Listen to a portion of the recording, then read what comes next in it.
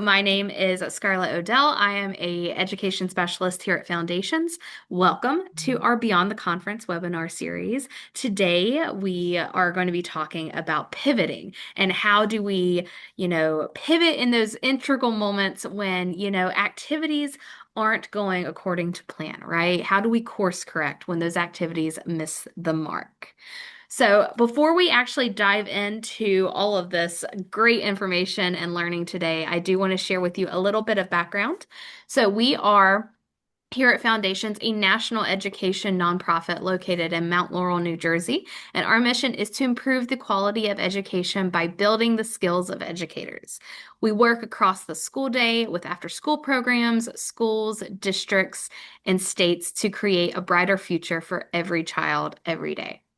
If you're interested in learning more about Foundations, you can follow us on our social medias that we will be dropping in the chat for you. And you may already know this from our signature professional learning experience, the Beyond School Hours Conference, which we're so excited. Clap in the chat if you're going to be attending. It's only like the countdown is ready. We're going to be in sunny Orlando, Florida in just a few weeks. So we are very excited to have you there as guests. So we will be dropping all of that information into the chat for you. And we will go ahead and get started. Vanessa, would you like to kick us off? I am actually going to just introduce myself first. My name is Vanessa Atkins, and I serve as Director of Professional Learning here at Foundations, Inc.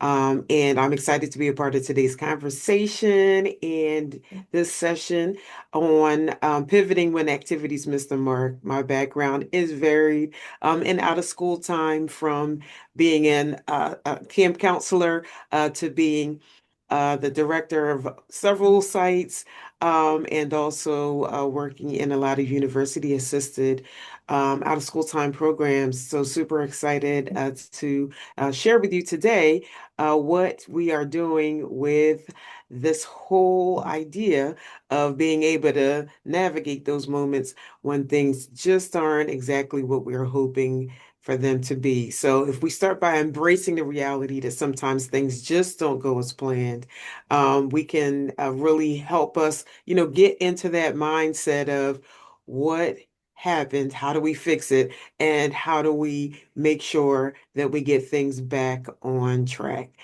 So thank you so much, Scarlett, for getting our slide deck up, and let's get going. Scarlett, I'll turn it back over to you.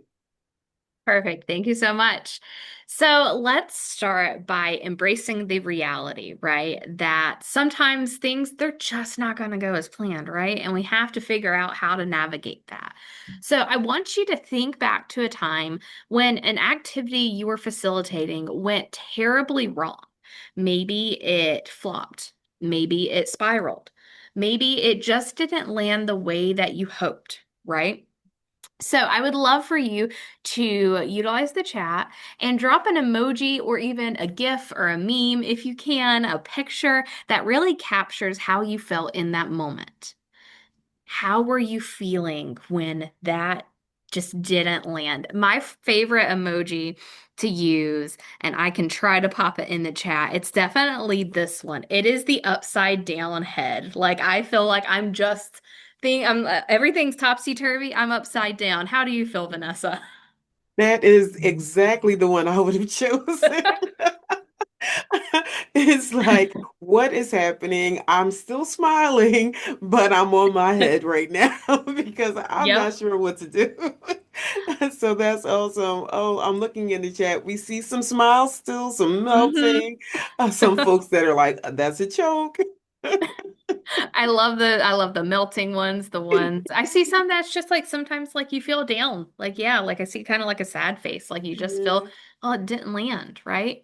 yeah. So thank you all. I love it. Keep it coming. We love seeing this. I want you to think too, like if anybody wants to share, you can type in the chat, like what made those moments stressful for you? What made you feel that emotion? And what helped you recover or even adapt in that situation? For me, those moments when they are stressful, we tend to like it's stressful for me because, I have this thing planned out. I have this activity or this lesson ready to go. I put a lot of time into it, right? For a lot of these things, we spend, we might stay late putting things together. We put a bunch of effort into something and it just doesn't land. And so I feel like upset. I feel like I wasted time. Okay. Thank you. Lack of attendance. Sometimes, yeah, that can be stressful. Like people aren't like, they're not engaging, they're not even showing up. And you had stuff ready to go. And now you have to pivot, right? You have to change what you're doing. Perfect. So I love all this. Keep it coming in. And as we know a delay with typing and answering. So we will answer those as we see those coming in. So please feel free to share your thoughts in the chat. So when we have, we've all had those moments, right? And when we realize that, what we had planned, it's just not going to work in the midst of doing an activity or anything like that. We have to learn how to navigate. We have to learn how to pivot. So today we are going to build upon those tools and confidence to really turn those uh-oh moments into opportunities for growth and learning. As we jump into today's topic, there are some things we want you to keep in mind, right? Today, we are focusing on situations where the entire group is impacted, not just an individual. We are thinking today about structured activities that are planned and part of a schedule. These have specific learning objectives that are associated with them that help target supporting student development or helping them build up a skill set or a set, different skills that they're going to take with them and learn. So when a particular student is not engaged in an activity, you want to address this based on the needs of that student in that moment. You can get ideas for addressing disengaged individuals in the Welcome Toolkit, which is a session that includes how to use approaches that help adults build positive relationships, which we have some resources we can send out for you that will like dive more into that for you, right? And it focuses on how do you approach that, right? It gives adults skills and like some resources on how do you build up those positive relationships with youth, right? We looked at using 5 elements of the Search Institute's developmental relationships framework, which you haven't checked out. Great resource for you to put in your handy dandy toolkit. And so as you work with groups of youth, we want you to think about, we're going to look at some different activities today, right? But as you are working with youth, right, we want you to be able to walk away and further develop these goals that you might set for yourself. We want you to work on recognizing the signs and act quickly when we do notice those instances where a activity isn't landing or something isn't going right. We're going to help you course correct in those moments. Planning now for moments when that unexpected happens and helping you to maintain your composure, helping you to navigate those moments and transition from where the activity goes wrong to getting you back on the path towards your goal.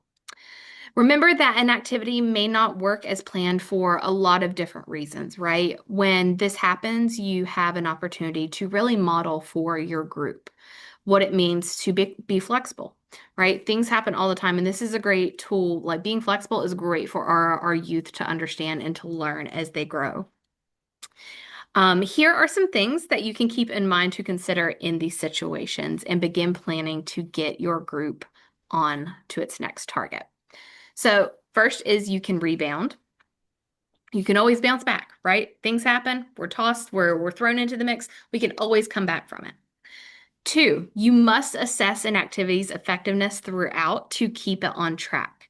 As you're doing an activity, right, continuously keep that in mind. Okay, well, it started off well, but maybe towards the middle, we're starting to see it a little fluctuate, right? And so it might be a moment where we have to evaluate, is this activity really effective? And then the last little tidbit, don't take an activity's failure personally or react. Instead, prepare a response. We might take that to heart, right? That we've put in so much effort and we thought this was going to be an amazing activity and kids were going to love it and it was going to be so great. Sometimes it just doesn't land. And it's not a personal reflection on you. It's just sometimes that's how the cookie crumbles, you know? And so we have to pivot. Oh, thank you so much, Mac, for sharing that. That was your lesson to learn. I think it's a lesson for all of us, right? We've all been in that situation where we have taken it so personally and we have to like learn. And it's a learning process, right? It's having those moments. So, Absolutely, Scarlett. And I love the folks in the chat that put the laughing face, right? Because they could laugh at their own situation and mhm. just keep pushing. So I love that. Yes. Thank you. Let's start with some ways to assess those activity effectiveness by looking for those signs. What do those signs look like? All right. So we are going to share with you today a framework called the ABC framework that is going to help you to really work through this whole process from beginning to end. It's the ABC framework for learning engagement. And so we're going to use this to look for the signs for when things are not going well, or in essence, tell you when to pivot, right?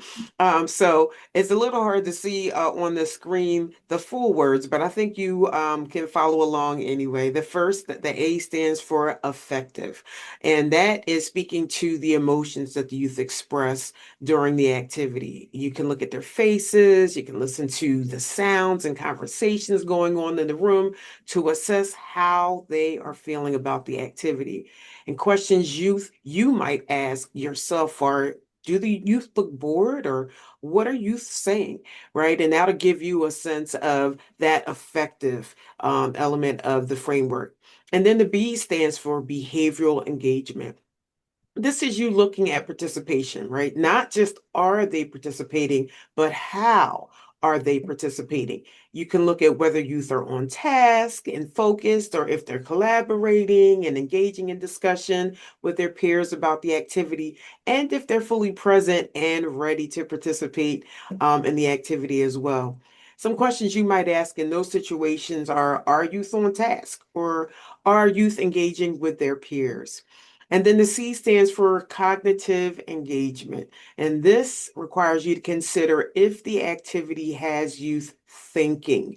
You can tell what youth are thinking by the types of questions they're asking, if they're actively working to problem solve as they participate in the activity, and how much effort they're putting into it, right? How much are they really working to get that activity completed? And questions you might ask yourself are you asking thoughtful questions? And how much effort are you putting in? If you're answering many of these questions negatively, don't panic, pivot. So let's practice making observations using that ABC framework. Let's look for clues in a few scenarios that will help us uncover some reasons why activities go left. This activity is called Spot the Clues. So we're going to listen to our High first school aged scenario. youth in your program are participating. Oh, it should play. I'm gonna click this. The high school aged Hopefully. youth. The high school Are aged you? youth in your program are Oh, can you hear that? participating in an activity It's just that very low, involves Scarlett. Yep. analyzing a data set about local weather patterns using mean, median, and mode, and then creating a simple graph to represent the findings. As you hand out the data sheets and instructions, youth begin to look around and ask questions like, are we supposed to find all three for every column?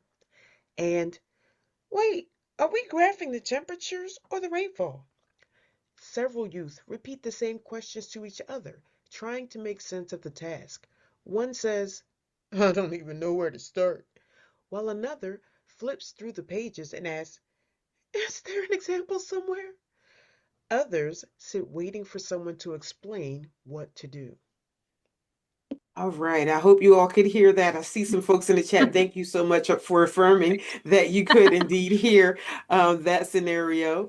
And so let's talk about what the clues were as we listened. What were some of the things that we could see using that ABC framework that tell us that the activity is not going as planned?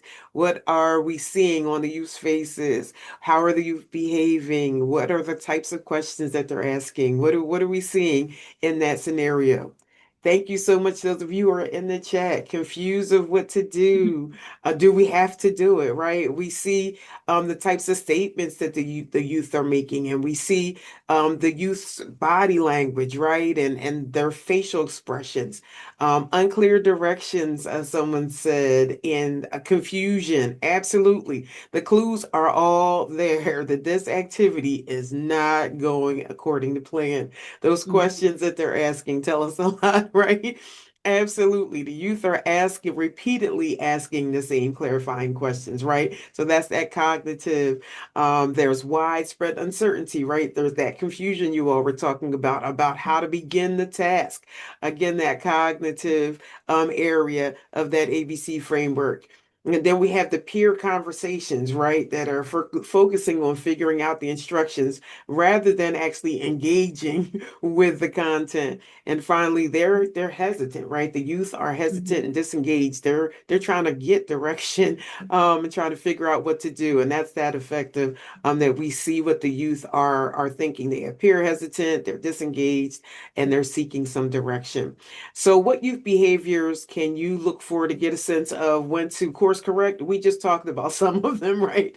And that those are the ones that we really want to be looking for. If we see that confusion, if we see the youth are asking clarifying questions, if we see that they are completely disengaged, then we need to make sure that we course correct.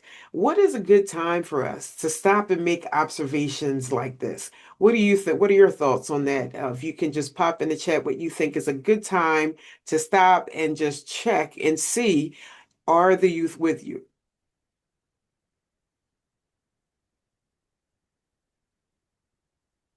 I think, as we get some of those questions popping into the chat, Yeah, Karen says I all the time. all the time. Yeah, Mac, when a look of Absolutely. confusion, blank stare on their face. Yep, nonverbal, Yes, look for absolutely. those nonverbal cues. Mm-hmm. Absolutely, right away. Exactly. When the look of confusion or blank stare is on their face, ask them. That's a good one. Ask them to share, right? Mm-hmm. So that you share their ideas, so that you can see if they got what you were sharing. Complete silence. That's another big warning sign. And why Mm-hmm. do you think we're doing this? Okay, I think that's what that is. Um, Right, that's a really, really good question to ask for them to check to see if they get what's going on and they have bought in. If the youth are asking each other what to do, you know there's an issue. Mm-hmm. Absolutely, absolutely. All right. So now let's take a look at another scenario and use those ABCs for clues about why the activity is not going to plan one more time. During a history enrichment session, a group of 5th and 6th grade Let youth me see is if, tasked oh, with there we go. creating digital news reports about key events from the American Revolution using online tools like Canva or Flip. While youth understand that they're supposed to make a news style presentation, they quickly become overwhelmed. Many struggle to summarize the historical event, organize their ideas, or use the digital tools effectively. Some youth ask questions like, "What's a headline?" or "How do I start the video?" while others click through templates without adding content. A few disengaged entirely, chatting off topic or watching unrelated videos. You notice that only a few youth are making progress, while most are stuck, confused, or off task. Okay, so what are some of the signs you heard there that this activity is not quite going as planned? What are some of the things that you heard according to our ABC framework, right? What are youth doing? What do you see is happening? How are they behaving? What are their facial expressions? What are the questions that they're asking, right? Off task is a big one, asking what to do. Am I supposed to do this, right? So completely not even with you, not following anything. The empty slides, right? They're not doing the work, right? Incomplete work, head down, right? There are all kinds of clues here that tell us that the youth are not engaged in this activity. From that behavioral We heard that the youth understand the task but are not making progress, right? For the cognitive, we hear that the youth do not know how to summarize the events. They are not familiar with digital media creation. They're struggling with organizing information and expressing ideas clearly. And again, from that behavioral, they're off task, and you all pointed that out right away. So you were on it, and this activity will you'll be pivoting if you were running this activity right now, right? And then for that effective, we could see on the youth's faces, right, that there was frustration and that the youth were feeling overwhelmed. Great job with that, everyone. So now that we have looked at how to know when things or that things are going off track, it's important not to panic. Again, we want you to pivot. So when you realize in the midst of doing an activity that it's headed in the wrong direction, it's not a comfortable space to be in, right? We used our emojis earlier when reflecting on how this feels. And so now we're going to use some words. This is important because once we articulate how we are feeling in those moments, we can plan a response that keeps us from reacting in a way that may not be very productive. And one tool that may be helpful in giving words to how you may be feeling in those moments is this wheel of emotions that we see on the screen right now. This is a portion of it, but we're going to go ahead and paste a link in the chat for the full image so that you can take a look at that when you now or when you'd like to later. And that's in there for you to just pull it down so you can see the full wheel, but I'm going to explain it to you. And so the way that this is laid out is that the basic emotions are shown in the center, and then the more specific terms that give us ways to describe some of those more complex emotions that may be a combination of the basic ones are found in the circles as you move outwards from the center. So this is a really great tool because sometimes for us as adults, but also for our youth, they have a feeling, but they can't express it. And so we can model for them what it means to feel and then identify what we're feeling. And then once you can describe how you're feeling, you are better able to process what you're feeling so that you can plan a response to the situation rather than reacting based on how you're feeling. And again, this is an important step in modeling self-awareness and self-regulation for our youth. So if you feel comfortable, you can share this with your youth during a debrief with them. Because when things don't go right, we definitely want to make sure that we loop our youth into the conversation. And then when we name what we're feeling, whether it's anxiety or frustration or panic, we give ourselves a moment of clarity. And that clarity helps us to decide what our next step should be as we pivot. And I want you to remember, we're talking about feelings. We talked about those emojis. Now we're talking about giving words to our feelings. And the important thing here is that feelings are fine, right? You feel how you feel. Your feelings are valid. There's no problem with you feeling, right? But the important thing is that you manage them and you manage them so that you can respond instead of reacting and then move forward with intention. So, naming emotions, which is also called affect labeling, has been shown to reduce emotional intensity and activate the thinking part of the brain. So, this helps us with decision making. And then, in those moments when an activity isn't going as planned, people sometimes will react instead of responding. And when we name that emotion, it slows that down and gives us that space so that our thoughts influence our actions more positively because we've named what we're feeling. This is one reason we want to take a moment to reflect and be intentional about aligning our thinking with the desired outcome in those moments when we might otherwise panic. When an activity is not going as planned, you may begin thinking thoughts like, I'm failing at this. This is a disaster. I'm boring the youth. And if you find yourself thinking these thoughts or similar, your actions will relay defeat, panic, disappointment, or other negative messages that we don't want in our OST spaces. These thoughts need to be interrupted, And reflection is one way to do it. And we'll explore the path to moving forward with intention using a reflection activity now. I hope that this is not unfamiliar to you all. You can see on the screen now, we have our red light. And what we're going to do today is a three-step reflection to practice the pivot in thinking and shifting from negative to positive thoughts that lead to positive actions. And so, in this traffic light reflection, the course correction edition, we're just going to walk through these steps together. So, the first step is to pause, reflect on your thoughts, and then give yourself a moment so that you can you can come up with your response when that activity goes off course. So I want you to think about, what a good response might be in that moment when the activity goes off course, and just type those in the chat. What's something that you might, after you pause, what is a response that you might have when the activity goes off course? And this is where you can use the wheel of emotions, right?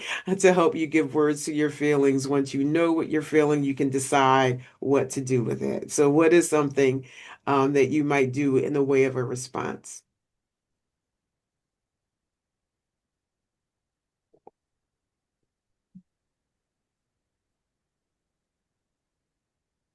As we have like some things coming in, I think one way of using the wheel of emotions that, I had heard from a provider just this week, that when they are dealing with an issue or they might start feeling those um, emotions when things are happening, they actually verbally say like I'm feeling very upset right now or I'm feeling very, and it's verbally putting that out there. That way the kids also know that maybe like something's wrong. So then it gives them that moment to, this is how I'm feeling, sit with that and then move forward. See a lot of these coming through too in Yeah, I different. like what Cynthia says. She says, be transparent with youth and use that Hmm. as an opportunity to model humanity, Yeah. right? You might even say, wow, this isn't quite going the way that I had planned. So let me get some thoughts and feelings from you all about what might Hmm. be a better way to move forward, right? That just gives you a little space to pause, right? I love that. And absolutely. So instead of just feeling annoyed and defeated in the battle, right? You want to make sure that you take that moment and redirect your thinking, because otherwise you might do some of the things that you see Hmm. crashing out and just sitting in that panic and frustration that some of your peers are talking about in the chat, right? So we want to take that pause moment and, just as Scarlett said, just be honest about what's going on and then invite the students into that moment with you. Absolutely. So that's what the pause is for you to stop and then give yourself a moment to move forward, right? Absolutely. I love that question. How can I help you get started, right? I love it. I'll use the I see, I feel, I want, or need. I love that. I love that. So it really is just verbalizing what's happening in the moment. Don't try to hide it. Don't try to act like everything is just fine. Like, talk through it. Absolutely. And then we can move on, right? So once we have that purposeful pause, we take that moment to pause, then the next thing we can do is assess, right? We can think about actions that can help us, and then, we can react. Then, yeah, we give an opportunity to make some adjustments. So, what are some of those things that you might do in a moment when you've paused and now you're trying to assess? Right. I want to give you a chance to give some thoughts on what you think you can do in that moment right after the pause, and you're thinking about or trying to think about what's next. What do you think you can do in that moment where you're trying to decide?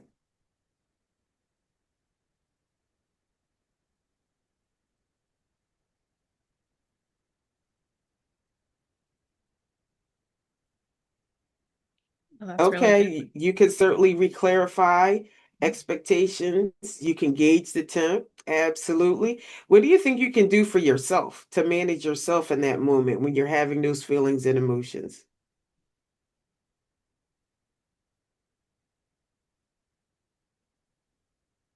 I think one thing that I personally do, and when I get overwhelmed sometimes, is I just shake it off. I just have like shake it out with my hands. And I Mm. know you could even turn that into a fun activity with the little ones, just Oh, like I a quick love that. shake out, like dance break, and you just A shake quick it dance off. party.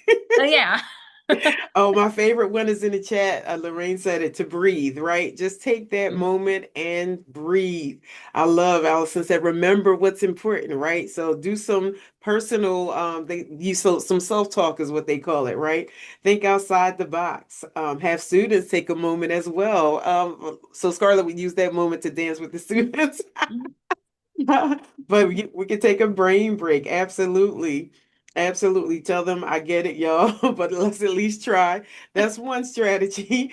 Tag a partner while you take a beat. Ask for help. That's another really, really great way when you're pausing, right, to give yourself that moment so that you can rethink.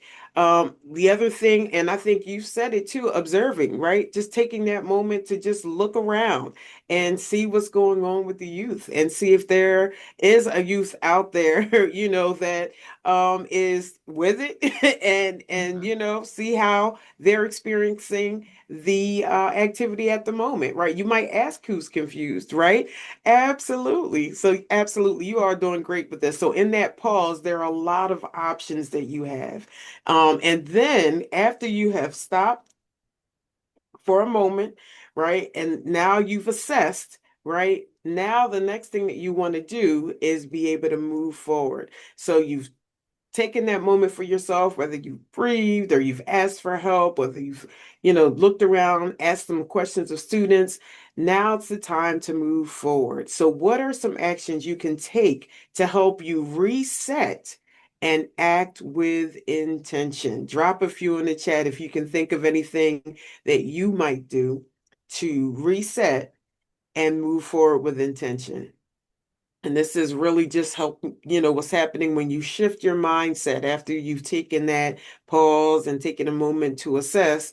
Now you're aligning your action with the ideas that you've gotten as you've taken the pause and done that assessment.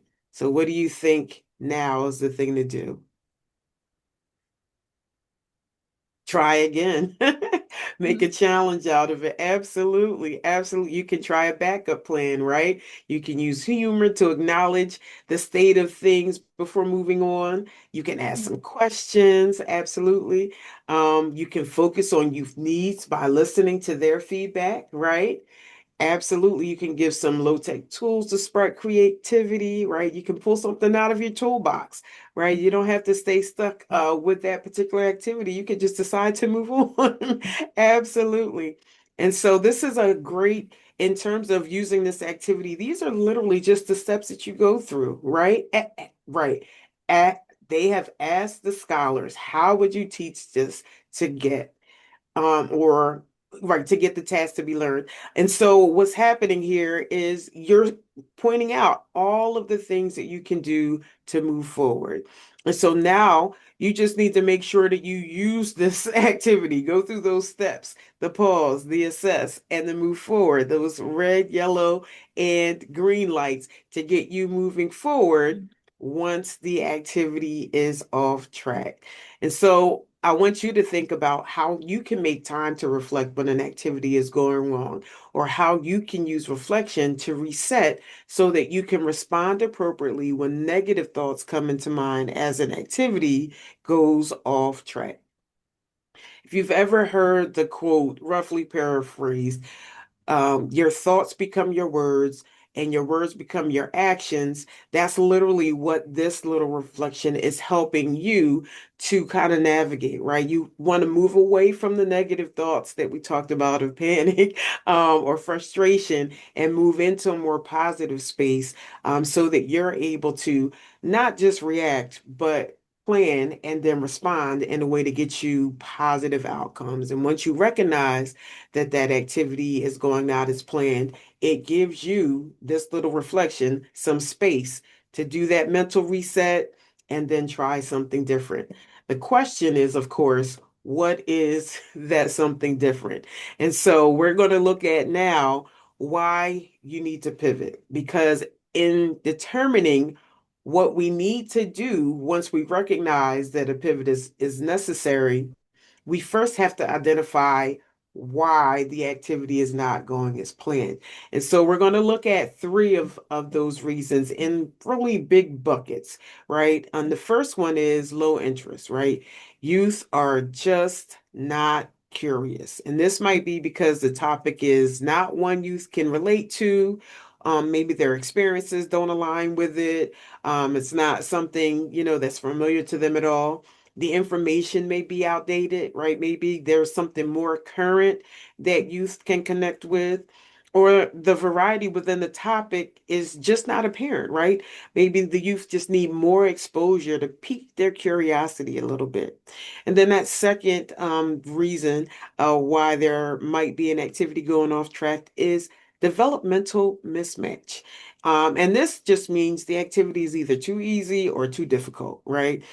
Keep in mind, what is appropriate for the group that you have right in front of you. If we are speaking specifically of age, and remember, all appropriateness is not necessarily judged by age, but if we are speaking about specifically age, elementary age youth are concrete thinkers, right? They are developing literacy and numeracy skills, and they have short attention spans, right?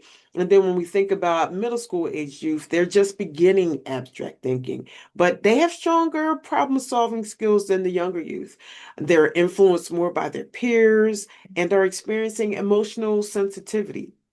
And then for those high school age youth, they're capable of that abstract reasoning and future planning, right? They value independence and are able to self-regulate and manage complex relationships. So keeping in mind that age is not the only thing that might make it a mismatch, but those are some characteristics of those groupings of youth that may help you to think about or to rethink about an activity, and make some adjustments if you realize that it's going off track. And then the final area is unclear directions, right? What are you asking of the students? And do they understand it, right? Are you clearly saying it, right? The directions could be lacking details. There could be definitions that the students need or descriptions. They might not understand the format. You might need to give them some more details about that. So think about, what in the directions needs to be clarified, right? And sometimes it's not even, what you're saying, but maybe the directions are in a format that the youth just aren't comfortable with, right? Maybe they prefer verbal instead of written, or vice versa, right? Or maybe the directions include too many options, right? There's just too many things going on, and the youth just don't know where to begin, right? So these three key areas are what might cause an activity to not quite go the way you were thinking or planning it would go. So we're going to continue our spot the clues activity here, and I'm going to turn it over to Scarlett for the next scenario. So, thank you. Now that we've kind of gotten a little bit, we broke those down: low interest, developmental mismatch, and unclear directions. We've got three possible reasons, right? We've identified four activities that might not go as we planned. So, I'm going to play more of this little audio. Please let us know in the chat if you can't hear it. Hopefully, you can.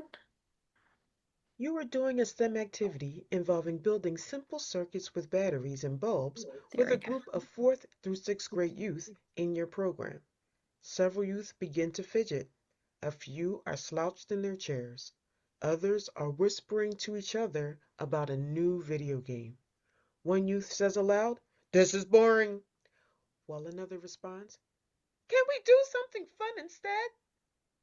Materials are left untouched, and only a few youth attempt to follow the instructions. All right. So, what are the signs that the activity isn't going as planned?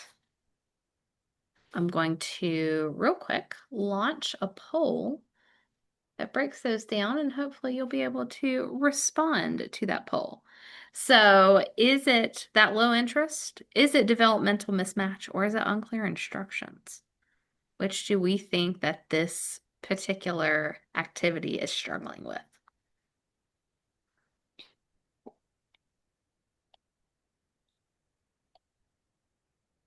And we've got a few things, as those are coming in, as you're making your responses, right? What are we thinking? So, like, you can also share in chat too, like things that you notice that maybe led you to that response. Yeah, we've got a couple of folks Thank in the chat already. Yeah. Yeah, I think one said, sorry, Gary, thank you for sharing not engaging, right? So yeah, that's definitely like not engaged. They're bored, right? They don't really feel like anything's happening. They're not engaged. That's that affective component. If we think back to our ABCs, right, earlier. Um, let's see some other stuff. They want to do something else, want to do fun things, absolutely. We might have like body language, showing lack of interest, they're kind of slouched in their chairs. That shows like that they're not, paying attention. They're not really engaged. Um, Off-topic conversations, I think we heard like they were talking about like the new video game. Minimal participation. There's not a lot of participation that's happening in this activity. And there's really no visible excitement or curiosity about this. Absolutely. Thank you. So, with the poll, I'm going to end the poll. Thank you all for participating. We did see a lot, like our poll, like our high numbers were with the low interest. And that's kind of what we were thinking, right? We were thinking this low interest, they're not engaged. They're not really, excited about it. It doesn't really seem like it's anything that's piqued their interest. They're not curious about it. So we felt like it was more of that low interest. But sometimes we might see some of that developmental mismatch. Sometimes, like if a student doesn't feel as challenged in an activity, that could be because of that scaffolding, mismatch, right? Absolutely. All right, I'm going to close that down. We're going to move on. So now it's time to adjust by using a strategy to re-engage youth.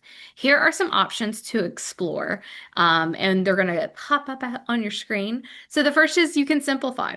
You can break the task into smaller steps, more actionable bite-sized pieces for your youth to understand. You can model. You could do a sample together. You could role play with the activity. You could help guide them through that and modeling the behavior in the activity. Relating, make those connections to things that are current or familiar with them. Heard in the last example, they were talking about a video game. I bet those kids would be so excited if you'd pick that up and then in a future lesson you bring in that like fun video game or something related to that video game. They would like, because it shows you're interested in what they're interested in and you're bringing it into the activity and the lessons. Giving them options to use different formats, play specific roles, or explore various aspects of a topic. Ask for their feedback and their interests. Offering choice is so crucial because they feel like their voice is being heard. Include like a kinesthetic or a movement component to the activity. Create opportunities for them to rotate or switch stations. Try a little bit of different things. A little, one group is doing this over here, the other's doing that, and now we're going to switch. It gets them up and moving. Encourage that collaboration. Use groups or teams with guidance, rules, and objectives. Really get them to collaborate with their peers. I know we had seen some of the developmental mismatch in here. This is another example of like how to address that scaffolding, right? To address those gaps in those developmental skills, gaps in vocabulary, knowledge, and other skills that they're learning. Use visuals, real life examples to really help bridge those gaps together, and also using guiding questions to really prompt them and push them along. And then using multimedia apps, websites, video games, technology, incorporating that into the lesson. So, with all of these together, all of these, and armed with these strategies to re engage youth, let's look at some more scenarios where you can use those clues to help diagnose what went wrong and then apply the appropriate strategy. So we're going to play a little guessing game now, using those three possible reasons we identified for the activities not going as planned, right? The low interest, developmental mismatch, and unclear direction. So I'm going to play a little scenario and just listen to some of those clues. Middle school youth were asked to research and present on historical space exploration milestones using posters and timelines. Youth displayed clear signs of disengagement. Some slouched in their seats or doodled instead of participating, while others whispered to peers or asked repeatedly when the activity would end. A few groups struggled to stay on task, with youth arguing over roles or avoiding the work altogether.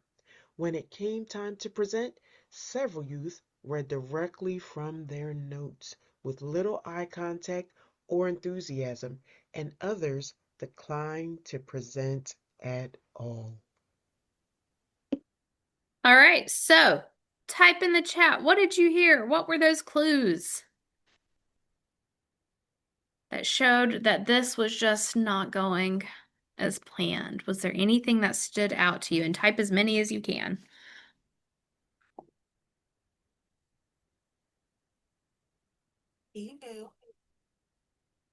Declined to participate at all. Body language, yep, slouching, that checks that mark.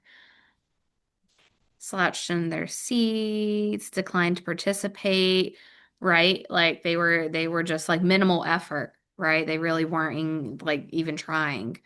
When will it end? Contact, all of the above. Not presenting anything, checking the time, checking when this is going to end. Right. So we've got, body language, they're slouching. We have youth that are off task. They're just not engaged. They might have, they're, doing other things. Groups are really struggling to collaborate. They're not even really presenting anything. They're not working together. Minimal effort, easily distracted. Absolutely. So with those, would you describe this as being a result of low interest? Would you describe it as being a result of developmental mismatch? Or would it be another one of those other examples, which is unclear instructions? So I'm going to relaunch this again, and you're going to tell us which do you think this could be.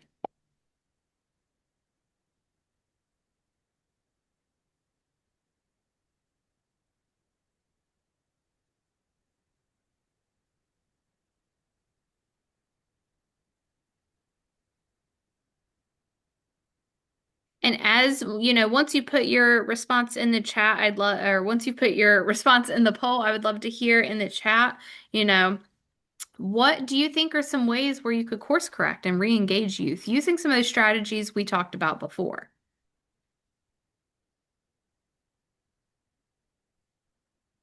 So feel free to share. See some people putting in the chat, low interest. Yep.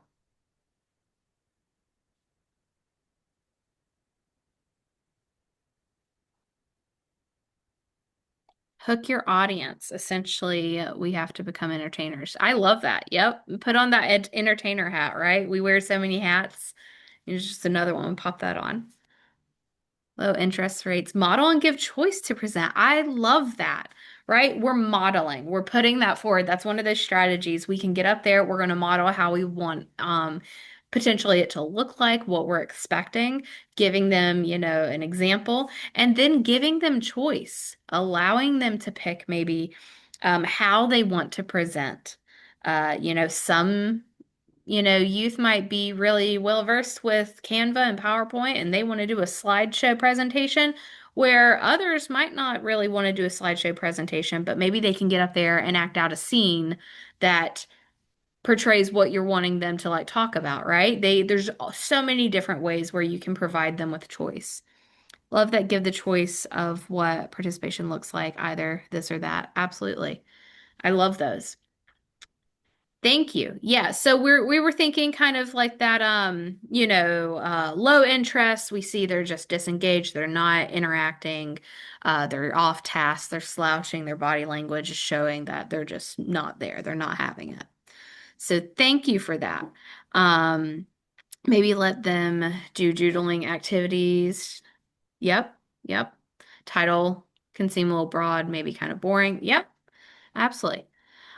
So with this, as we kind of go, I want you to think about a few things, right? So, what will you do to course correct the next time you notice that there's an activity that you notice isn't going as planned.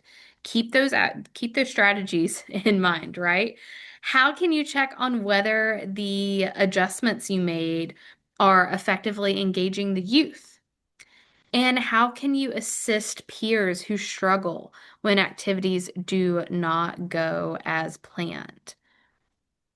Oh my gosh, I love it, Gary. I love your response. Thank you so much for sharing all of that, right? Having the video games, I love that. Having video games, how I can teach skills and can really engage them. That's amazing. Thank you. So we are going to move on. Um, I want to, we've taken several of those steps. I want you to think about those strategies, think about the examples that we looked at, how to pivot, what those, low engagement, those different levels, developmental mismatch, unclear instructions, how those can feed into an activity maybe not going well. So we've taken those several steps to course correct. So first, we made observations using the ABCs framework to note engagement levels, right? We asked, how are youth feeling? How are they behaving? And how are they thinking? Next, we took some time to reflect. We noted our feelings, paused to acknowledge them, and then reset using the traffic light reflection course correction addiction. Then we asked, how do I remain positive? After regathering ourselves, we were able to diagnose why our activity was off track by using those clues gathered from observing youth. We asked, was it low interest? Was it developmental mismatch? Or was it from unclear directions and instructions? Then we adjusted by selecting a strategy, right? We looked at all those different strategies, how we can re-engage youth and debrief with our team and with our youth. We want to hear from them as well. We want to get their voice and their input. We asked, how can we get this activity back on track? What worked? What didn't work? What should be done differently next time? And are there any questions, we can use to further, put into our debrief with our team and with our own selves, right? And now we are putting it all together. So what we're going to do here is just take a look at a clip of an activity where a staff member is helping youth learn how to draw things to scale. She's guiding them through drawing a building step by step first, and then they will design their own. So let's take a look how things are starting off. I want you to note youth behaviors as you watch and type them in the chat. Let's watch the video. Take out your personal the whiteboard, the laminated one. Okay. Yes, it should be erased. Okay. And I'm going to ask you to draw a rectangle on the centimeter side. On the centimeter side,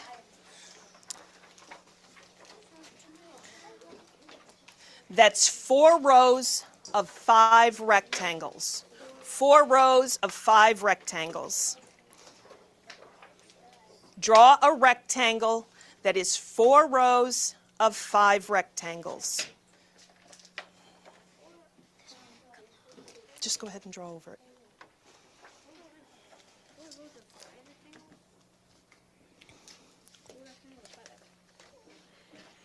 Four rows of 5 rectangles. Go ahead and label that for me. What is the side length and the top length? 4 rows of 5 rectangles. How many rows do you have? 5. How many are you supposed to have? 4 rows of 5 rectangles. Other side, Luca. Luca, turn it over. Other side.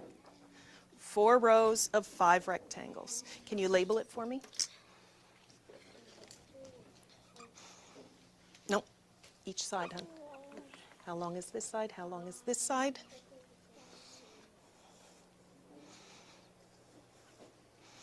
I want you to label each side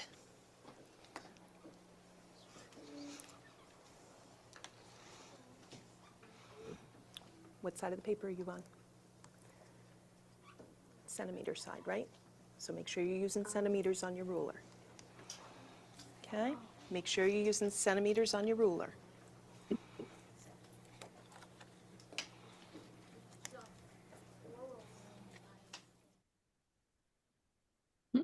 So what are the youth doing, right? Let's make some observations. If you haven't already typed in the chat, feel free to type what you saw happening there. I saw someone saying, maybe she needed to demonstrate in front of the class so they knew what to do.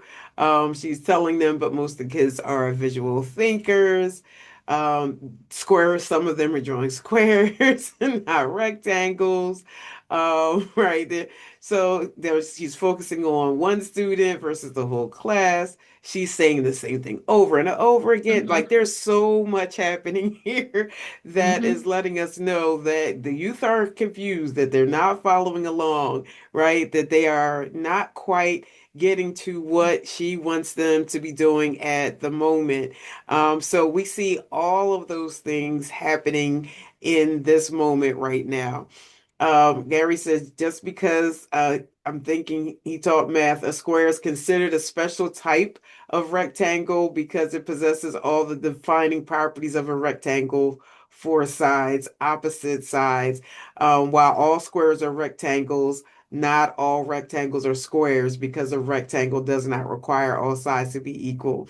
The problem, of course, is that they are not following the directions, right? She's trying, but the repetition is not helping. And so in a moment like that, we're seeing, the youth kind of confused. We are seeing them do different things. We saw one of them writing and then erasing, right?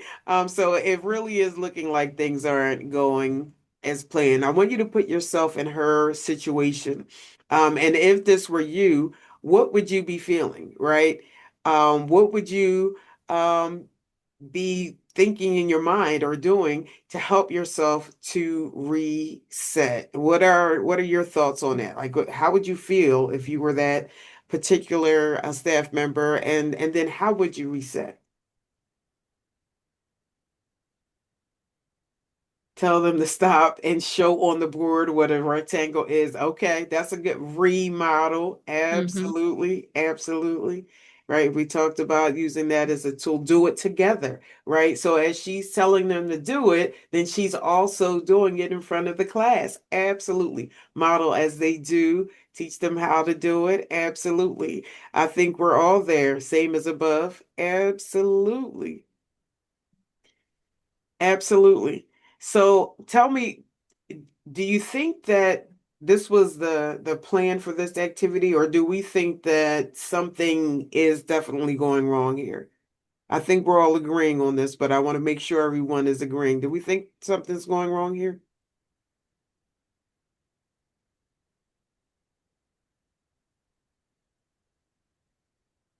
Yes, okay. I got a yes. All right. So then why do we think this activity is off track, right? Do we think it's low interest? Do we think it's developmental mismatch? Or do we think it's unclear directions? What do we think of those three areas that we talked about earlier is the reason that this particular activity is off track? Unclear directions, absolutely. Absolutely unclear directions. I see it over and over again. Yep, it's coming, popping up. Absolutely. Absolutely. She's telling them, but not showing them, right? Absolutely. So they are lost. They're confused, unclear. She has too many concepts she's trying to teach, right? She's talking about centimeters. She's asking them to draw lines. Then she's asking them to label them. Then they have rulers in their hands. They're trying to Hmm. measure with rulers. She's telling them to use the centimeter side. Like there's so many things that are happening at one time.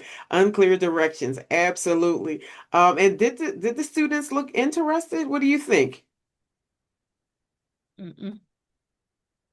Yeah, low in you hit it. She said low interest in the chat, unclear directions. It may be because her class is not all at the same level, which causes low interest.